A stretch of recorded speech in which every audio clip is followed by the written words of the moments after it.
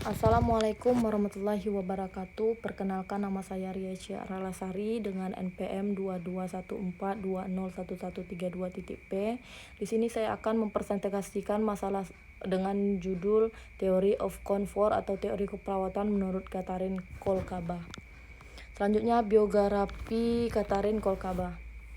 Katharine Kolkaba terlahir sebagai Arnold Katharine pada tanggal 28 Desember 1944 di Cleveland, Ohio.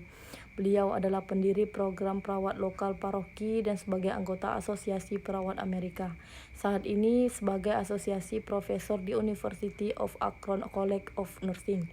Dengan riwayat pendidikan diploma keperawatan dari St. Louis Hospital School of Nursing pada tahun 1967, lulus MSN dari RN di The Francis Payne Bolton School of Nursing, Case Western Reserve Universitas pada tahun 1987, meraih gelar PhD in Nursing dan menerima sertifikat sebagai Authority Clinical Nursing Specialist pada tahun 1997.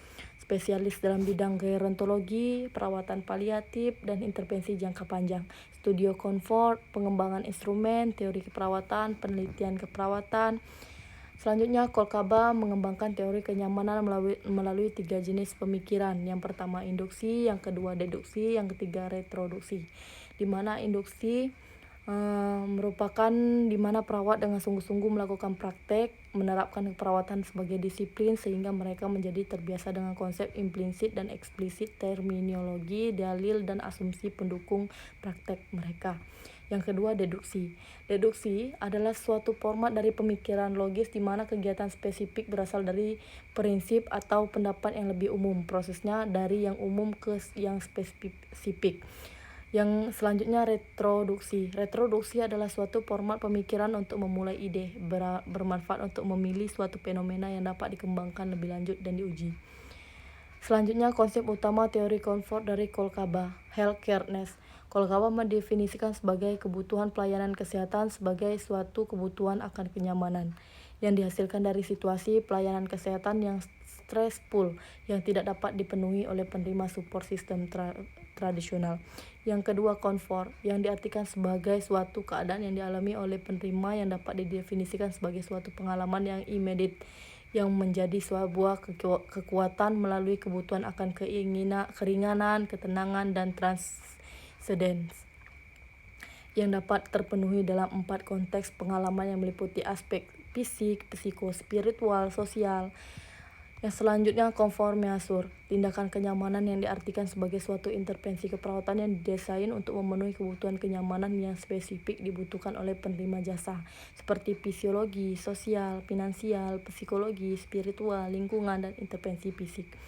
Selanjutnya, enhance comfort, sebuah outcome yang langsung diharapkan sebagai pelayanan keperawatan mengacu pada teori comfort ini.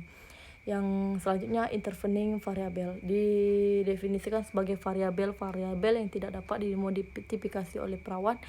Variabel meliputi pengalaman masa lalu, usia, sikap, status emosional, support system, prognosis, finansial atau ekonomi, dan keseluruhan elemen dalam pengalaman si resipien. Selanjutnya, health seeking behavior atau HSBS itu merupakan suatu kategori yang luas dari outcome berikutnya yang berhubungan dengan pencarian kesehatan yang didefinisikan sebagai resipien saat konsultasi dengan perawat. Selanjutnya, institutional integrity didefinisikan sebagai nilai-nilai stabilitas finansial dan keseluruhan dari organisasi pelayanan kesehatan pada area lokal, regional, dan nasional. Hubungan teori Kolkaba dengan paradigma itu ada 4. Yang pertama, keperawatan, pasien, lingkungan, dan kesehatan, di mana keperawatan merupakan sebuah kebutuhan penilaian dan kenyamanan. Perencanaan kenyamanan digunakan untuk mengukur suatu kebutuhan, dan penilaian kembali digunakan untuk mengukur kenyamanan setelah dilakukan implementasi. Sedangkan untuk pasien, yaitu penerima perawatan sebagai individu, keluarga, institusi, atau masyarakat yang membutuhkan perawatan kesehatan. Yang ketiga, lingkungan, yaitu merupakan suatu aspek dari pasien, keluarga, dan institusi dapat dimanipulasi oleh perawat atau orang tercinta untuk meningkatkan kenyamanan. Yang selanjutnya, kesehatan. itu merupakan fungsi optimal seperti yang digambarkan oleh pasien atau kelompok dari pasien, keluarga, dan masyarakat.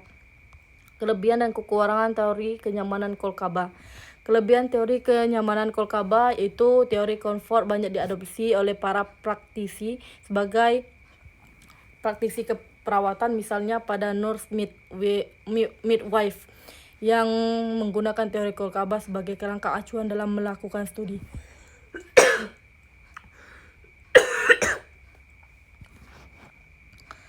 Selanjutnya, penggunaan verbal rating scale sebagai suatu instrumen pengukuran level nyeri pasien akan memberi kemudahan bagi perawat dalam melakukan dokumentasi terhadap level kenyamanan pasien. Dalam bidang pendidikan, teori Kolkaba dapat diaplikasikan sebagai kurikulum pendidikan tinggi keperawatan. Teori Kolkaba memberi kemudahan bagi edukator dalam memberikan pemahaman pada mahasiswa keperawatan dan melaksanakan metode efektif dalam pelajaran tentang level kenyamanan pada seorang pasien. Sedangkan kekurangan teori kenyamanan Kolkaba yaitu teori Kolkaba memiliki beberapa kekurangan, diantaranya beberapa artikel awal Kolkaba seperti konsep analisis mungkin sedikit tidak jelas atau clarity, tetapi masih tetap konsisten terhadap definisi, asumsi, dan proposisi. Teori Kolkaba juga dinilai sederhana karena teori komfort masih rendah dalam pemanfaatan teknologi, akan tetapi masih memiliki peluang untuk dapat digunakan pada teknologi canggih. Teori ini meliputi semua aspek holistik yang meliputi fisik, psikospiritual, lingkungan, dan sosial kultural. Namun untuk menilai semua aspek tersebut dibutuhkan komitmen tinggi dan kemampuan perawat yang terampil dalam hal melakukan asuhan keperawatan berfokus kenyamanan atau pengkajian hingga evaluasi yang di dalamnya dibutuhkan teknik problem solving yang tepat. Terima kasih. Assalamualaikum. Saya akhiri. Wassalamualaikum warahmatullahi wabarakatuh.